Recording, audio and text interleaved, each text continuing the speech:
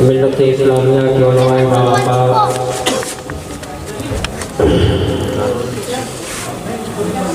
मजमे आलम तशरीफ फरमा तमाम आशिकान नबी अस्सलामु अलैकुम व रहमतुल्लाहि व बरकातहू। वालेकुम अस्सलाम।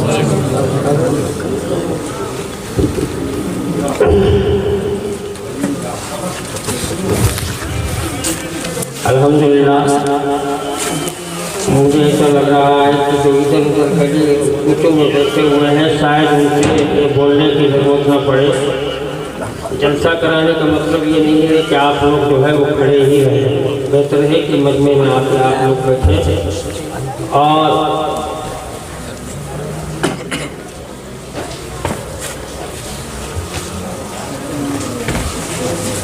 मोहतरम हज़रात, टाइम बहुत हो चुका है, बहुत लंबी चौड़ी गुफ्तगू तो नहीं, इंशाअल्लाह थोड़ी देर के लिए जिस तरीके से आप लोगों ने सबको सुन लिया, मुझे भी थोड़ी देर के लिए बर्दाश्त कर ले। अगर आपने बुलाए हैं, देखिए मजमे के अंदर हकीकत तो ये है कि अल्हम्दुलिल्लाह उलमाए कराम जिस स्टेज पर तशरीफ फरमा है, ये हम लोगों की मेहनतों का नतीजा नहीं है, बल्कि आपकी दुआओं का नतीजा है कि आपने इज्जत से हमको नवाजा है। सुभान अल्लाह, सुभान अल्लाह। अल्हम्दुलिल्लाह इस मजमे के अंदर बैठे हुए बहुत सारे ऐसे लोग हैं, तबीयत तो मुझे ये चाहती है कि उनको भी मैं स्टेज पर बैठा लूँ। सुभान अल्लाह। इस महफिल के अंदर मुहिब्बे गिरामी अलहाज मोहम्मद हुसैन साहब बैठे हुए हैं और आप ये सोच रहे होंगे आपके मजमे में एक ही नाम क्यों लिया आपने। एक नाम इसलिए मैंने ले लिया क्योंकि जलसा जिससे मंसूब है और ये वहाँ छठी शरीफ में थे। तो अल्हम्दुलिल्लाह हमारे शहर के अंदर मुझे ऐसा लग रहा है कि हाजी साहब ख्वाजा गरीब नवाज का फैज लेकर आए हैं और हमारे मजमे में तकसीम कर रहे हैं। नहमदुहु व नुसल्ली व नुसल्लिमु अला रसूलिहिल करीम, अम्मा बाद, फ़अऊज़ु बिल्लाहि मिनश शैतानिर रजीम, बिस्मिल्लाहिर रहमानिर रहीम। या अय्युहल्लज़ीना आमनुत्तक़ुल्लाह व कूनू मअस सादिक़ीन। सदक़ल्लाहु मौलाना अज़ीम व सदक़ा रसूलुहुन नबियुल अमीनुल मतीनुल मकीनुल करीम व नहनु अला ज़ालिका लमिनश शाहिदीन व शाकिरीन वल्हम्दुलिल्लाहि रब्बिल आलमीन। बगैर किसी तमहीद के स्टेज से लेकर हमारी नज़रों के सामने जितने लोग मौजूद हैं या अपने घरों में जो लोग समाप्त कर रहे हैं, आइए हम सब मिलकर हाजिए सुबुल खत्मुर रसूल मौलाए कुल जनाब मुहम्मद रसूलुल्लाह सल्लल्लाहु तआला अलैहि वसल्लम की बारगाहे लेकर कुरान में दरूद पाक का नज़राना पेश करने पढ़े बाबा हबीबना मौलाना मुहम्मद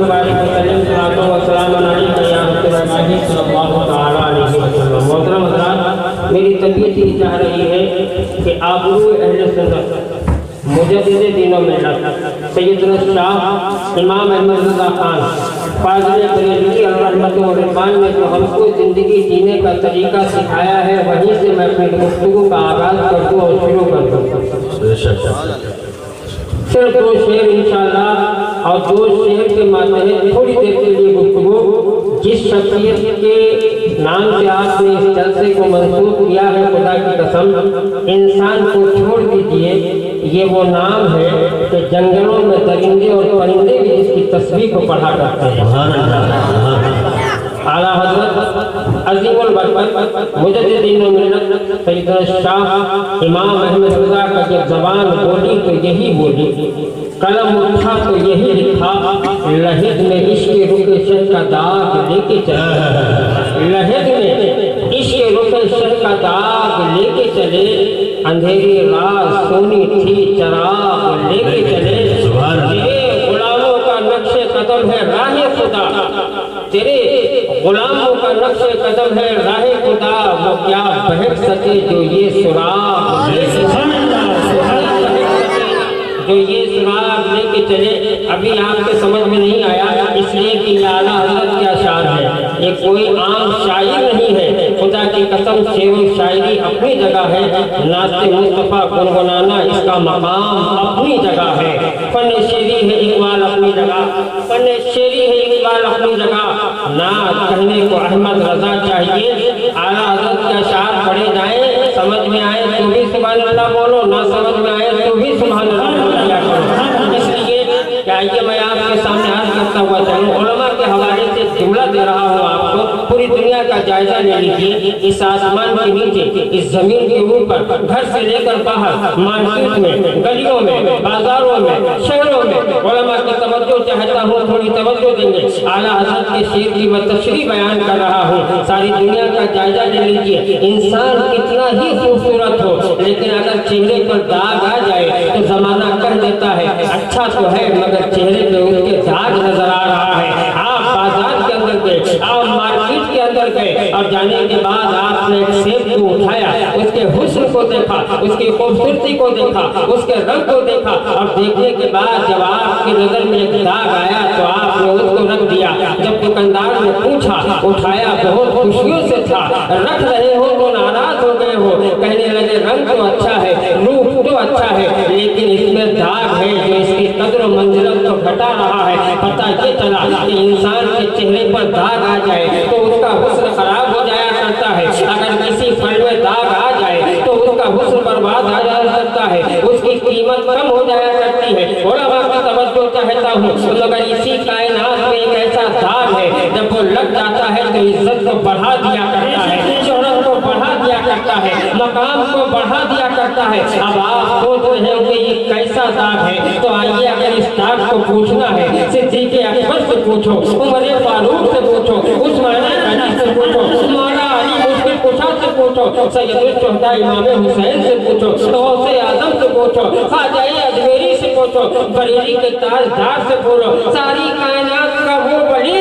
कहेगा तो यही कहेगा, दुनिया का हर दाग, हर चीज की कीमत को कम कर दिया करता है, लेकिन एक ऐसा दाग है, खुदा की कसम जो दिल में लग जाता है, इंसान की मंजिल बढ़ जाती है, उसका वकार बढ़ जाता है। ऐ मेरे इमाम वो कौन सा दाग है? तो मुस्कुरा कर अल्लाह के वलियों ने कहा, उलमा बोले तो यही बोले, अल्लाहु अकबर। मस्जिदों मिंबर से आवाज आई तो यही आई, मीनार की बुलंदियों से आवाज आई तो यही आई, मदरसे के पढ़ने वाले तलबा बोले तो यही बोले, मछलियों में, समंदरों में चलने वाली मछलियों ने कहा तो यही कहा। हाँ, इस दुनिया में एक दाग ऐसा है जो इंसान की कद्र को बढ़ा देता है। वो कौन सा दाग है? दुनिया उसी को दागे मुस्तफा कहती है, इश्क़ मुस्तफा कहती है, मोहब्बत मुस्तफा कहती है। आला हज़रत फरमाते हैं एक कब्रिस्तान है और ऐ लोगों सुनो, सबको कब्रिस्तान में जाना है। आला हज़रत फरमाते हैं जाने वाला जाता है, बाप जा रहा है,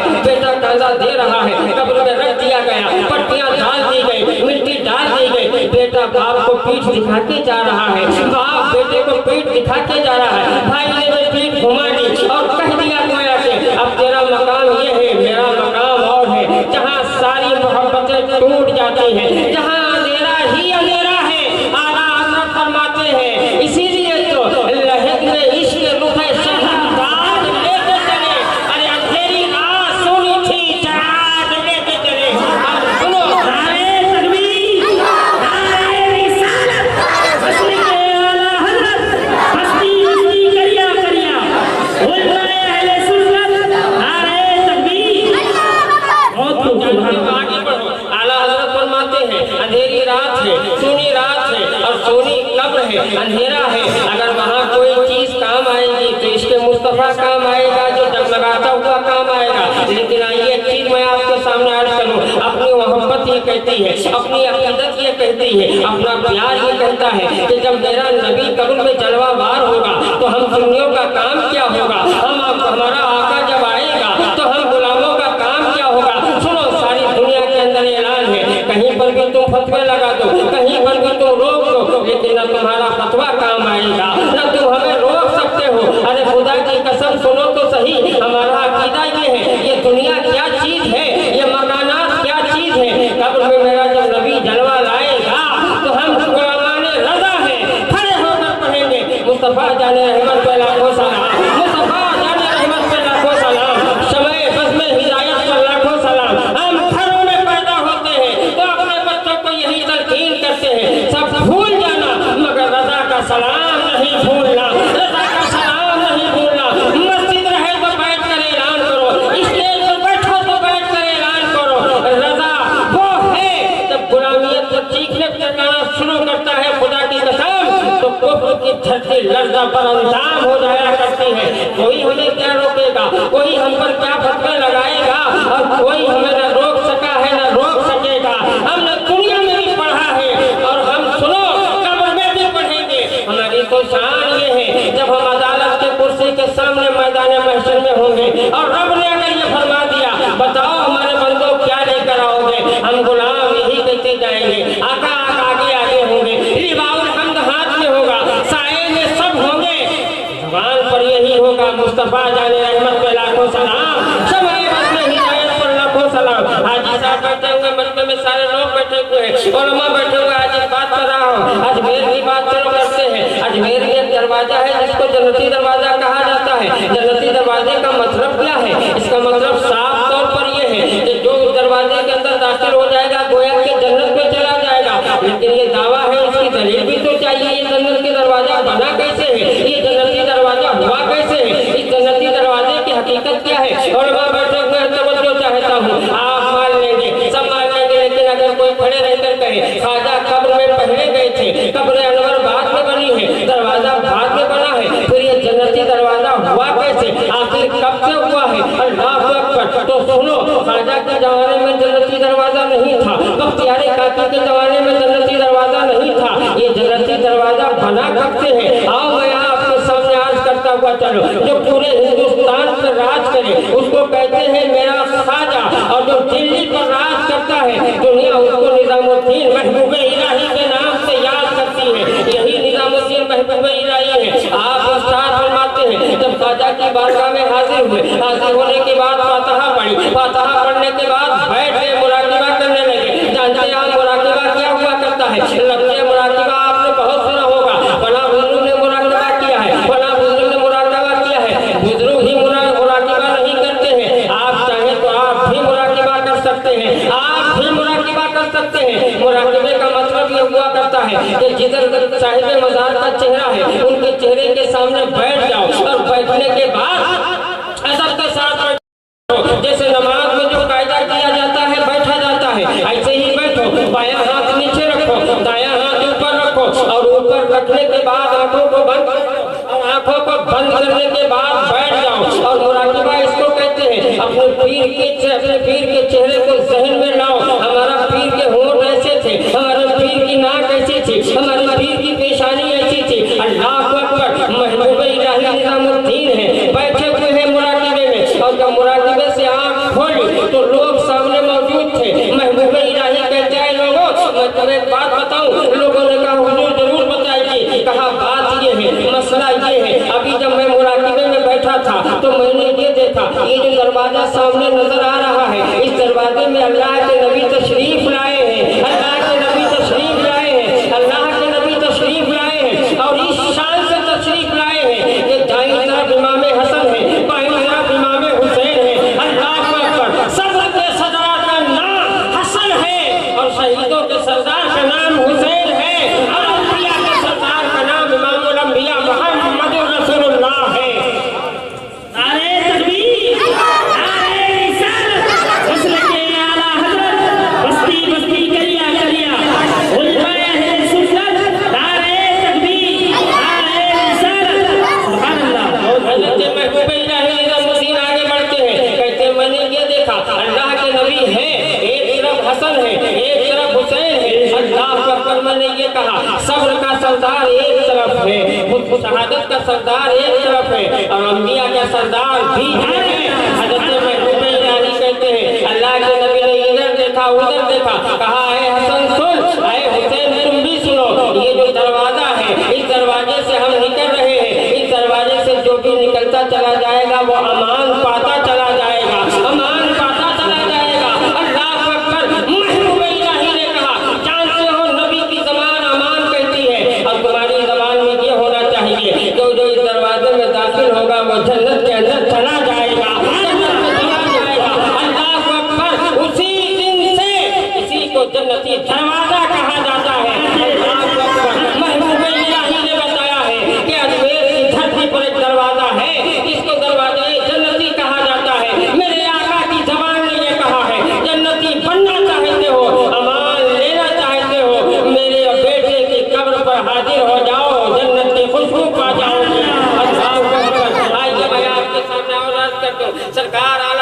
खलीफा हैं, दुनिया उनको हशमत अली के नाम से याद करती है। शेर ब शेर अहले सुन्नत वक्त का वो आलिम दीन जब चलता था, खुदा की कसम इल्म भी उसके ऊपर नाज किया करता था।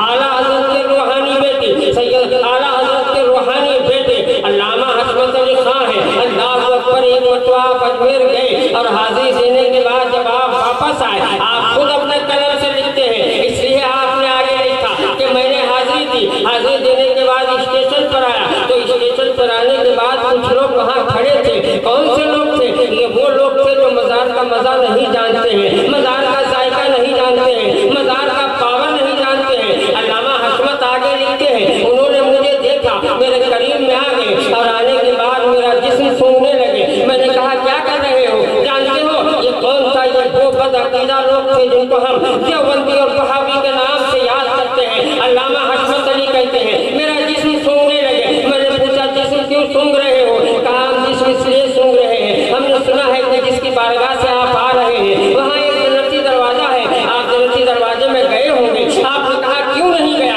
हाँ गया था। कहा सुनिए, जन्नती दरवाजे में जो जन्नत में चला जाता, अल्लाह के नबी ने फरमाया है उसके जिस्म से जन्नत की खुशबू आने लगती है। इसलिए मैं सूंघने लगा कि आपकी जन्नत की खुशबू आ रही है कि नहीं आ रही है। अल्लामा हशमत ने मुस्कुरा कर जवाब दिया, एक हदीस तो तुमने पढ़ ली लेकिन दूसरी हदीस नहीं पढ़े।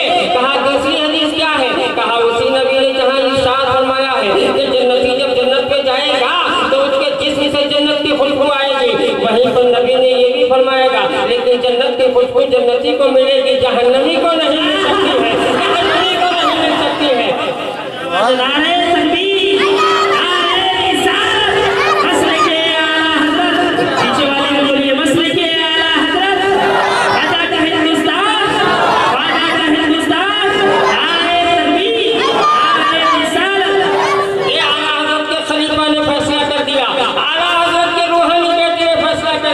और इसका मतलब ये है उलमा ये फैसला करते हैं कि जन्नतियों की महफिल में जन्नती ही आने वाले हैं, दूसरा कैसे आ सकता है? अल्हम्दुलिल्लाह, आगे बढ़ो। मैं आपको तकरीर नहीं सुना रहा हूँ बल्कि अजमेर की धरती की अजमत बयान कर रहा हूँ। अल्लाह ने कितनी अजमत और वक़ार से नवाजा है। आज लोग कह देते हैं, मैंने देखा लोग सोना पीर में बैठे रहते हैं, मैंने देखा लोग कंबल पोश में बैठे रहते हैं, मैंने देखा लोग बाबा ताजुद्दीन के यहाँ बैठे रहते हैं, मैंने देखा लोग मस्तान बाबा के यहाँ बैठे रहते हैं, मैंने देखा लोग नूर अली शाह के यहाँ बैठे रहते हैं, मैंने देखा लोग दादा हयात कलंदर के यहाँ बैठे रहते हैं। आखिर बैठने का मतलब क्या है? मैंने कहा हम कर रहे हैं, आखिर आपके पेट में दर्द क्यों हो रहा है? तकलीफ आपको क्यों हो रही है? वक्त हमारा जा रहा है, बैठ हम रहे हैं, पैसा हमारा खर्च हो रहा है, आपको क्यों तकलीफ हो रही है? कहा बात ये है हजरत, ये तो बता दीजिए कि यहाँ से मिलता क्या है? मैंने यहाँ से क्या मिलता है मैं आपको बताऊं, इंशाअल्लाह ईमान ताज़ा हो जाएगा। चलो कछोटा की धरती पर चलते हैं। अल्लाह अकबर। आला हजरत के जमाने के बुजुर्ग हैं, दुनिया जिनको अशरफी मियां रहमतुल्लाह ताला अलैह के नाम से याद किया है। अशरफी मियां रहमतुल्लाह ताला अलैह है। अशरफी मियां रहमतुल्लाह ताला अलैह एक मरतबा कछोटा से रामपुर के इलाके में आए और उस वक्त जो रामपुर का नवाब था उसको औलिया कामलीन से बड़ी मोहब्बत थी, बुजुर्गों से बड़ी मोहब्बत थी। उसको पता चला कि अगर अल्लाह का वली कछोटा की सरजमीन से जिला रामपुर में आया, उसने अपने खादिमों को भेजा और भेजने के बाद कहा जाओ हजरत से कहना हमारे गरीब खाने पर तशरीफ ले आए। अल्लाह अकबर। हजरत के पास ये खादिम पहुंचे। पहुंचने के बाद हजरत ने पूछा क्या बात है? कि नवाब रामपुर आपको दावत पर बुला रहे हैं। हजरत ने कहा ठीक है चलो चलते हैं। अल्लाह अकबर। ऐसा लगता था कि जब कोई अल्लाह का वली सामने सामने चलता है, दुनिया क्या जानेगी कि अल्लाह वालों का वक़ार क्या है। तू ये कहता है कि इन औलियाए कराम में क्या है, हकीकत तो ये है कि जिस जमीन पर ये कदम रखते हैं, जमीन भी खुदा की बारगाह में हाथ उठाकर अर्ज करती है मौला इस बंदे को बार बार मेरे सीने पर बुला, इसलिए कि बहुत अच्छा लग रहा है, बड़ा प्यारा माहौल है। इस वक्त ऐसा लग रहा है कि मेरे सीने पर कोई जन्नत की बहारें चलती हुई नजर आ रही है। आप आगे आ रहे हैं, पीछे पीछे लोग रामपुर में नवाब के हवेली में जब गए और जैसे ही हजरत तख्त पर बैठे सारे लोग पंखा झूलने लगे, सारे लोग पंखा का गर्मियों का मौसम था। नवाब भी पीछे से खड़ा हो गया, पंखे की हवा दे रहा है, बड़ा मजमा था। मजमे से एक शख्स है। हुजूर एक सवाल का जवाब चाहता हूँ। हजरत ने मुस्कुरा के फरमाया, एक नहीं, दो नहीं, चार नहीं, तुम्हारा काम है सवाल करना, मेरा काम है जवाब देना। और अल्हम्दुलिल्लाह सुनिए, एक जुमला दे रहा हूँ, अल्लाह वालों के भरोसे पर, उन्हीं की ताकत के भरोसे हमारा ऐलान है, हमसे एक सवाल नहीं, दुनिया चाहे तो लाखों सवाल कर सकती है। इसलिए कि वो और होंगे जो अपने इल्म के भरोसे से जवाब देंगे। अल्हम्दुलिल्लाह हम उन वाक़ाओं के मानने वाले हैं, वहाँ से दरवाजा खुल जाता है, माल उनका है, दुकान पर बैठ कर बेचने पे हम नजर आया करते हैं। अल्लाह अकबर, नवाब भी है, पंखा चल रहा है, महफिल में खड़ा हुआ का हुजूर एक सवाल है। कहा कौन क्या सवाल है? कहने लगे सरकार ये बताइए कि दुआओं को कबूल कौन करता है? अल्लाह बहुत गौर से सुन लेना, बड़े काम की बात दे रहा हूँ, इंशाअल्लाह जवाब याद रहेगा तो कभी कोई मुनकिर आपको कहीं पर भी तकलीफ नहीं दे पाएगा। हुजूर सवाल ये है, ये बताइए कि दुआएं कौन कबूल करता है? आपने फरमाया दुआएं अल्लाह कबूल करता है। वो कहने लगा ठीक है, दूसरा सवाल और है। आपने कहा बताओ दूसरा सवाल क्या है? कहने लगा ये तो बताओ वो जगहें कहाँ हैं जहाँ से दुआएं करना चाहिए? आपने इरशाद फरमाया दुआ खुदा की बारगाह में की जाती है, खुदा की रहमत हर जगह है, जहाँ चाहो वहाँ दुआ कर सकते हो। कहा ठीक है, लेकिन तीसरे सवाल का जवाब दीजिए। आका ने कहा ठीक है, बताओ तीसरा सवाल क्या है? अशुद्ध मुस्कुरा के समझ गए इसका कहने का मतलब क्या है। पहले सवाल का जवाब ये है कि खुदा दुआ कबूल करता है, दूसरे सवाल का जवाब ये है कि खुदा हर जगह है, जहाँ दुआ करो वहाँ कबूल होगी। अब तीसरा उसने सवाल किया, अब ये तो बता दीजिए आप दुआओं के कबूल होने के लिए जब आपके पास कोई आता है और मांगता है तो आप कहते हैं बगदाद चले जाओ, अजमेर चले जाओ, बरेली चले जाओ, बख्तियार काकी पास चले जाओ, साबिर करेली के पास चले जाओ, मखदूम सुन्ना के पास चले जाओ, मखदूम सुन्ना के पास चले जाओ, सालार मसूद गाजी के पास चले जाओ।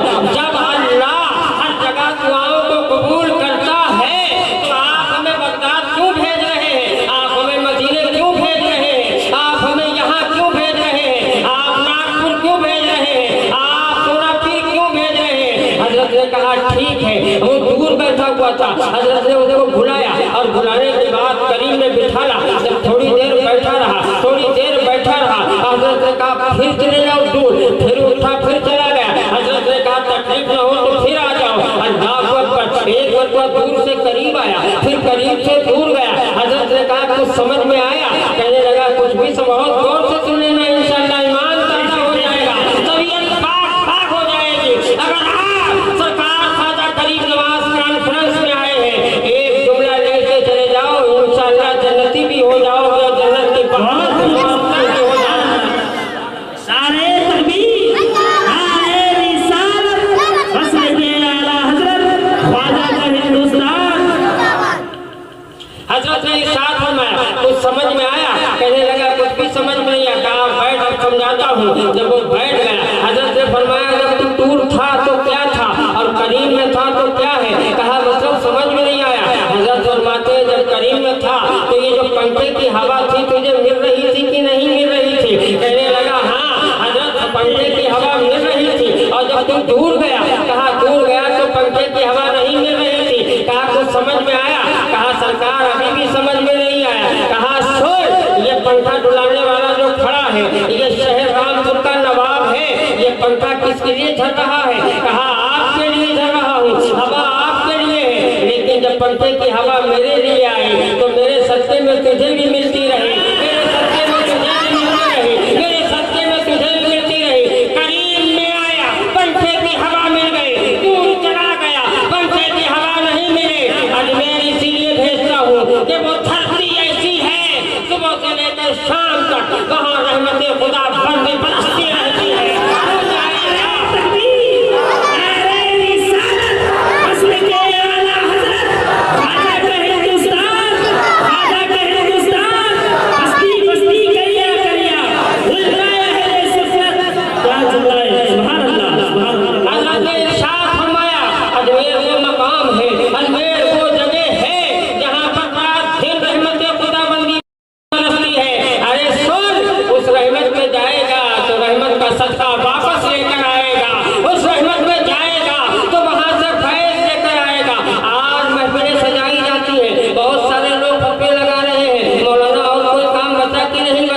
कभी बाबा कंबल पोष का जिक्र कर रहे हो, कभी सोना पीर का जिक्र कर रहे हो, कभी इसका जिक्र कर रहे हो। मैंने कहा इसका मतलब ये है तूने पढ़ा तो है लेकिन पढ़ के कुछ सीखा नहीं है। कहने लगा क्या मतलब? मैंने कहा मतलब ये है मैं थोड़ा अल्लाह वालों का जिक्र कर रहा हूँ, अल्लाह ने हुक्म दिया इसलिए अल्लाह वालों का जिक्र कर रहा हूँ। कहा अल्लाह का हुक्म है? मैंने कहा कुरान का मुताला कर, सूरह मरियम को पढ़ाए। जानता है मरियम कौन है? कहने लगा नहीं जानता हूँ। मैंने कहा इतना भी मालूम नहीं है, कुरान पढ़ रहा है। मरियम सुन, अल्लाह की वलिया है और अल्लाह ने कुरान के अंदर वलिया का जिक्र किया है। आगे बढ़ थोड़ा और चल। मैंने कहा सुन, अल्लाह वालों का जिक्र तो अपनी जगह है, कुरान ने उनका भी जिक्र किया है जो अल्लाह वालों की बारगाह में आ गए हैं, बैठने लगे हैं। कहने लगा मतलब समझ में नहीं आया। हमने कहा बेवकूफ कुरान को खोल, कुरान के बाद सूरह कहफ को देख और सूरह कहफ जब पढ़ेगा, कहफ का मतलब होता है गार वाले, और गार वालों का मतलब क्या थोड़ी सी तफसील कर दूं ताकि मसला अच्छे से समझ में आ जाए। अल्लाह अकबर। गार वालों का मतलब ये है बनी इसराइल में एक जामिल बादशाह था, बहुत जाबिर था, लोग अल्लाह वाले थे, परेशान हो गए थे। उस शहर से निकल कर एक पहाड़ की गार में छुप गए थे, लेकिन साथ साथ में उनके एक कुत्ता भी आ गया था। अल्लाह अकबर। सूरह कहफ को पढ़ोगे तो सिर्फ गार वालों का नहीं बल्कि अल्लाह ने उस कुत्ते का जिक्र भी कुरान के अंदर किया है जो अल्लाह वालों के साथ में आया था। जानते हो गार के अंदर ये चले गए, 309 साल जिंदगी गुजारी, वो कुत्ता वहीं दर पर बैठा रहा।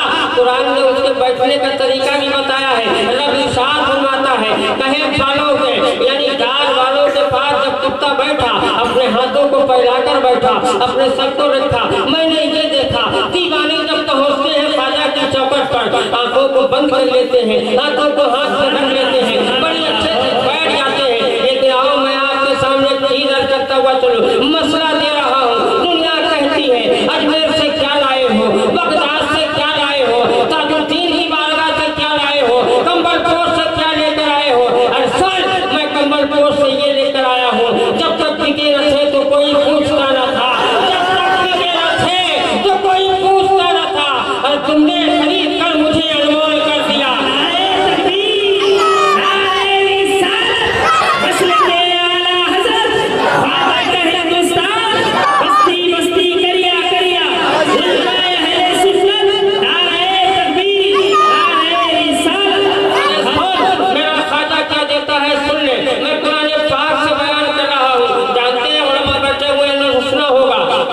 इख्तिलाफ रवायत है, कुछ लोगों ने कहा है गार वाले 4 से 5वां उनका कुत्ता था, कुछ लोगों ने कहा है गार वाले 6 से 7वां उनका कुत्ता था, कुछ लोगों ने कहा है गार वाले 7 से 8वां उनका कुत्ता था। लेकिन आइए कुत्ते से बहस नहीं है, मैं आपको सामने चीज दे रहा हूँ, याद रखना, इंशाअल्लाह तबीयत बाग हो जाएगी। अजमेर से मैं क्या लेकर आया हूँ, अजमेर से जो लेकर आया हूँ 8 गज की जमीन पर उसको मैं बयान करने बैठा हुआ हूँ।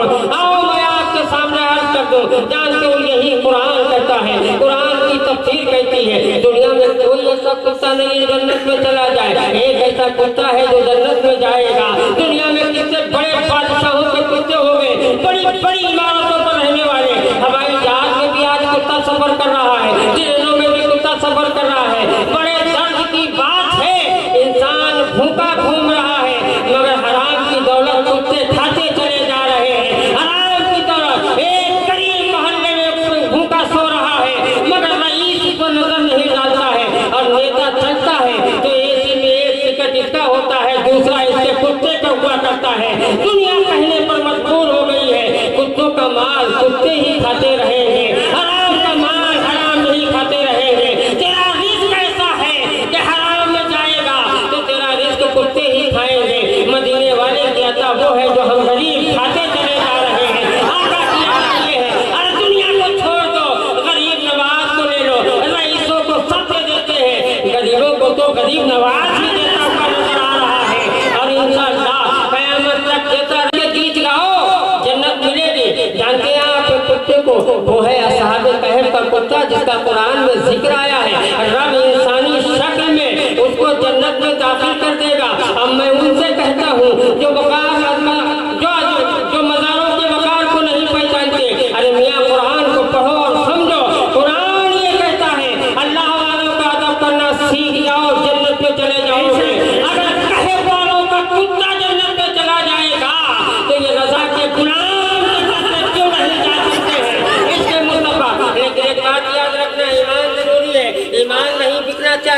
आज वक्त का बहुत बड़ा दर्द है। कुछ लोग वो हैं जो मस्जिदों वाले हैं, कुछ लोग वो हैं जो मज़ारों वाले हैं, लेकिन इनमें बीच की जमात है हम अहले सुन्नत की, जो मस्जिद वाले भी हैं और मज़ार वाले भी हैं। आप ये सोच रहे होंगे ये मस्जिद वाले कौन है? जानते हैं मस्जिद वाले एक जमात है, पैजामे बड़े ऊंचे हैं, कुर्ते बड़े लंबे हैं, माथे पर एक टीका ले रहे हैं। हमारा और उनका यही फर्क है, इनकी यहाँ से निशानी चलती है, अहले सुन्नत की यहाँ से निशानी चलती है।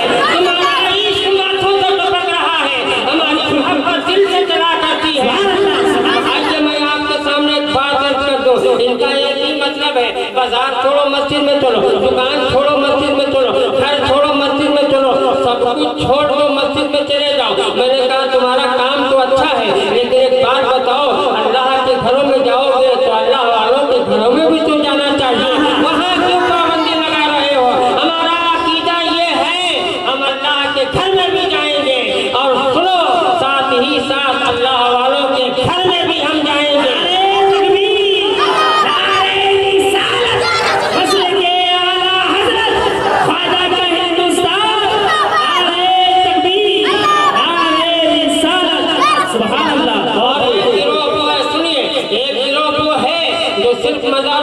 फजर की अजान हो रही है तो मजार पर कागज चढ़ रही है, जोहर की जमात खड़ी है, मगर कोई मुजाहिर मस्जिद में आने के लिए तैयार नहीं है। मैंने आज 8 दिन पहले आपके यहाँ एक बात कही थी, यहाँ पर भी कह दूं, अरे इन बेवकूफों को तो ये भी मालूम नहीं है कि मुजाहिर लफ्ज है या मुजावर लफ्ज है। इनसे पूछिए आप कौन है? कहते हैं हम मुजावर है। अरे तुम्हें यही नहीं मालूम मुजावर और मुजाहिर का फर्क क्या है?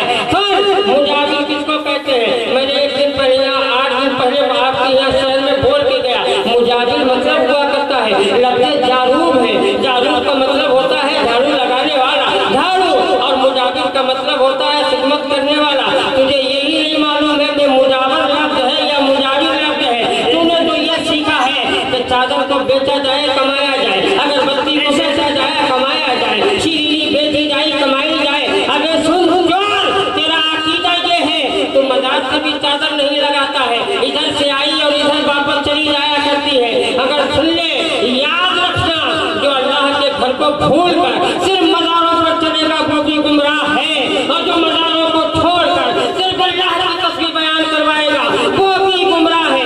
रज़ा उसका नाम है जिसने जिंदगी का तरीका ये दिया है। खुदा की बारगाह में इबादत करो, मुस्तफा की बारगाह में सलाम पढ़ते रहो, मुस्तफा की गुलामों के यहाँ सलाम पेश करते रहो। इंशाअल्लाह यहाँ भी कामयाब रहोगे, वहाँ भी कामयाब रहोगे। हम जिंदगी गुजारेंगे तो ऐसे गुजारेंगे, इबादत करेंगे रब के लिए, इबादत करेंगे रब के लिए, सलाम पढ़ेंगे मुस्तफा के लिए, और मज़ारों पर जाकर दुआ मांगेंगे हम गरीबों के लिए। एक मसला उठा रहा हूँ, आजकल एक मसला चल रहा है, अजमेर के अंदर मुस्तफा जाने रहमत पर पाबंदी लगा दी गई। हाँ, एक बात बताइए कि पाबंदी लगना किस पे चाहिए और पाबंदी लगी किस पर है? आप खुद ये बयान कीजिए। लोग लड़कर पूछ रहे आजकल, यहाँ भी मसला उठा था, हजरत ये बताइए अजमेर का मसला क्या है? मैंने कहा अजमेर का मसला ये है, आला हजरत ने खुद कहा है, एक तरफ आदाए दी, एक तरफ है हासिदी, एक तरफ आदाए दी, एक तरफ है हासिदी। बंदा है तन्हा शहा तुम पे करोड़ों दरोज, आला हजरत के लिए दुश्मन ही नहीं है, आला हजरत के लिए हासिदीन भी बहुत पैदा हो गए हैं। बरेली के ऊपर निशाना चलाने वाले, किसी को देखो ताजु शरिया का नाम आ जाए तो उसका मुंह सुकड़ जाता है, किसी को देखो हजरत मियां का नाम ले दिया जाए, लेकिन ये